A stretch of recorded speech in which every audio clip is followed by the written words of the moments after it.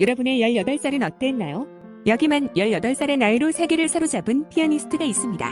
바로 이민찬 피아니스트가 주인공인데요.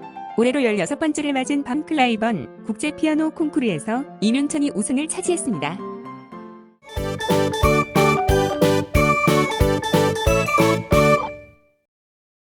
결선 진출자 6명에 포함된 그는 베토벤 피아노 협주곡 3번, C장조와 라흐마니노프 피아노 협주곡 3번, D단조로 경쟁에 나섰습니다.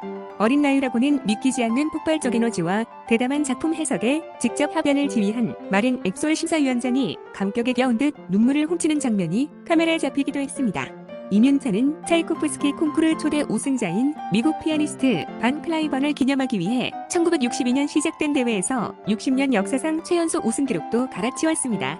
코로나의 여파로 대회가 한 해 미뤄지면서 올해 만 18세가 된 이민찬이 참가 자격을 얻을 수 있었던 것부터 극적이었습니다.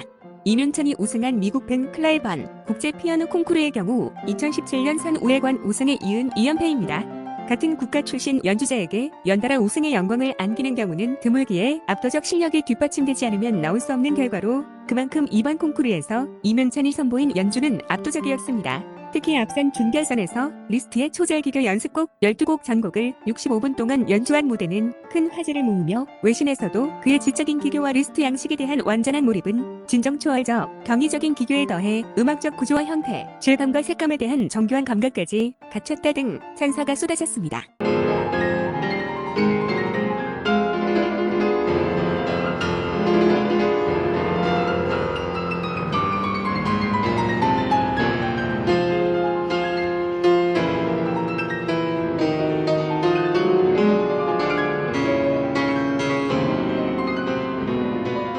전문가뿐 아니라 클래식 애호가들의 추앙도 있습니다. 결선에서 이민찬의 연주를 들은 청중들은 일제히 기립한 채 박수갈채를 보냈습니다. 결선 무대를 생중계한 유튜브에는 이민찬의 연주에 감동해 눈물을 훔쳤다는 댓글들이 많습니다. 이민찬은 전세계 클래식 음악 팬 3만여 명이 참여한 온라인 인기 투표에서 가장 많은 표를 얻어 청중상도 수상하며 세계적인 클래식 스타의 탄생을 알렸습니다. 그는 현지에서 진행된 기자회견에서도 이 콩쿠르에 나온 이유는 단지 제가 내년에 성인이 되기 전에 제 음악이 얼마나 성숙해 있는지 확인해보고 싶어서였다며 돈을 벌거나 커리어의 도약을 위해 나온 것이 아니기 때문에 콩쿠르의 등수에 상관없이 앞으로 더 공부해야 할 것이 많다고 말했습니다.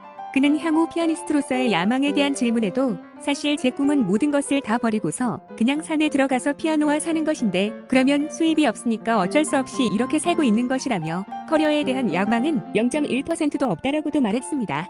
그의 이번 우승은 해외 유학 경험이 없는 순수 국내파가 일궈낸 성과라는 점에서 주목받고 있습니다.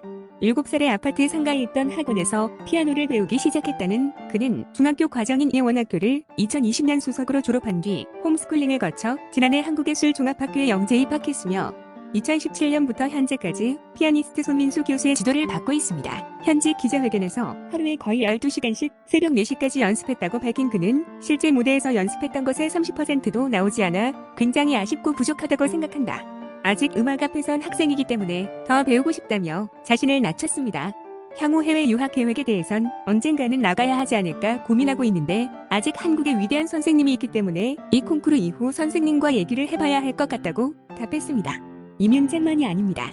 그에 앞서 지난 4일엔 세계 3대 음악 콩쿠르로 꼽히는 퀸 엘리자베스 콩쿠르에서 첼리스트 최하영이 우승했고 지난달은 바이올리니스트 양인모가 시벨리우스 국제 바이올린 콩쿠르에서 1위를 차지했습니다. 최근 몇 년간 주요 국제 콩쿠르의 준결선, 결선에 진출한 한국인 수는 클래식 강국인 미국과 러시아, 유럽의 연주자보다 많습니다.